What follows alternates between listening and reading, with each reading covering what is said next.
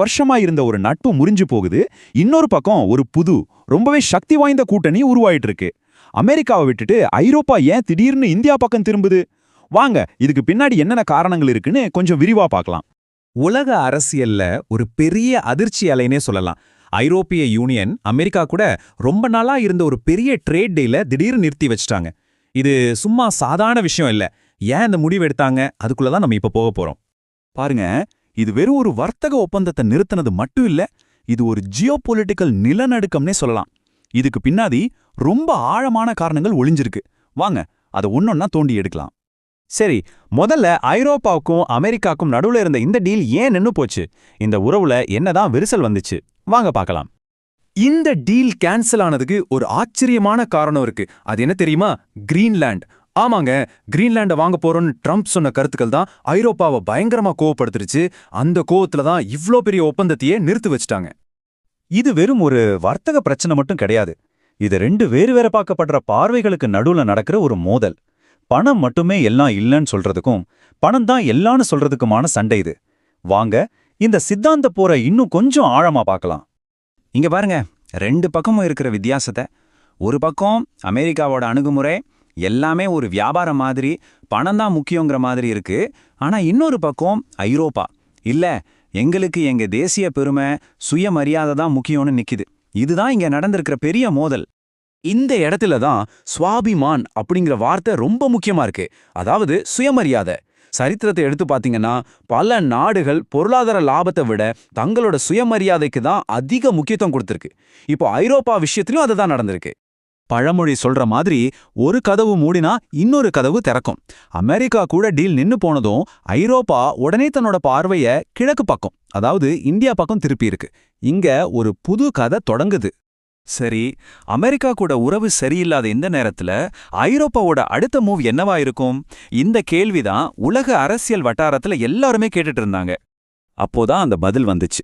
ஐரோப்பிய யூனியன் இந்தியாவை அதோட எதிர்காலத்துக்கு இன்றியமையாதது, அதாவது ஆப்சல்யூட்லி எசென்ஷியல்னு சொல்லியிருக்கு. யோசிச்சு பாருங்க, இன்றியமையாததுங்கிற வார்த்தையெல்லாம் சர்வதேச அரசியல்ல சும்மா எல்லாம் பயன்படுத்த மாட்டாங்க. இது இந்தியா மேல ஐரோப்பா எவ்வளோ பெரிய நம்பிக்கை வச்சிருக்குன்னு காட்டுது. சரி, இந்த புது கூட்டணி எந்த அளவுக்கு பெருசா, எந்த அளவுக்கு சக்தி வாய்ந்ததா இருக்க போகுது? வாங்க அதோட அளவையும் அதுக்கு பின்னாடி இருக்கிற வியூகங்களையும் கொஞ்சம் பார்க்கலாம். யோசிச்சு பாருங்க, இந்தியாவோட 140 கோடி மக்களும் ஐரோப்பாவோட ஒரு 60 கோடி மக்களும் ஒன்னு சேர்ந்தா மொத்தம் 200 கோடி மக்கள். இது எவ்வளோ பெரிய ஒரு மார்க்கெட்! நிஜமாவே ஒரு பொருளாதார சூப்பர் பவர் தான் இது. இது வெறும் மக்கள் தொகை கணக்கு இல்லைங்க. இந்த ரெண்டு பேரும் சேர்ந்தா உலகத்தோட மொத்த பொருளாதாரத்துல, அதாவது குளோபல் ஜிடிபியில கால்வாசி, அதாவது 25% இவங்க கையில இருக்கும். இது உலக பொருளாதாரத்துல ஒரு பெரிய மாற்றத்தை கொண்டு வரும். இங்கதான் ஐரோப்பா ஒரு கேம் பிளான் போடுது. அதுதான் ஃபர்ஸ்ட் மூவர் அட்வான்டேஜ். அதாவது யார் ஒரு புது மார்க்கெட்ல முதல்ல கால் பதிக்கிறாங்களோ அவங்களுக்கு தான் பெரிய லாபம் கிடைக்கும். அமெரிக்கா இந்தியா ட்ரேட் டீல் கொஞ்சம் இழுபறியா இருக்கிற இந்த நேரத்தை பயன்படுத்தி ஐரோப்பா முந்திக்க பாக்குது. ஐரோப்பாவுக்கு இதனால என்னென்ன லாபம்னு பாத்தீங்கன்னா, 1, உலகத்திலேயே வேகமா வளர்ற பொருளாதாரமான இந்தியாவோட பார்ட்னர்ஷிப் கிடைக்குது. 2, அமெரிக்க மார்க்கெட்டை மட்டுமே நம்பி இருக்கிறத குறைக்கலாம். 3, இந்தியாவோட வளர்ந்து வர்ற மிடில் கிளாஸ் மக்களால அவங்க பொருட்களுக்கு ஒரு பெரிய சந்தை உருவாகும். கடைசியா அமெரிக்கா கூட பேசும்போது இன்னும் ஒரு வலுவான நிலையிலேருந்து பேச முடியும். இது ஒரு செம்ம மாஸ்டர் ஸ்ட்ரோக் தான். சரி, இது வெறும் ஒரு ட்ரேட் டீல் தானா? இல்ல இதுக்கு பின்னாடி ஒரு புது உலக ஒழுங்க உருவாக்குற முயற்சி இருக்கா? இது வெறும் வியாபாரத்தை விட பெரிய விஷயங்க. வாங்க அது என்னன்னு பார்க்கலாம். இங்க 2 விதமான உலக பார்வை மோதுது. ஒரு பக்கம் ரூல்ஸ் பேஸ்ட் ஆர்டர், அதாவது எல்லாரும் சட்டத்தை மதிக்கணும், ஒருத்தருக்கு ஒருத்தர் மரியாதை கொடுக்கணும்னு சொல்றது.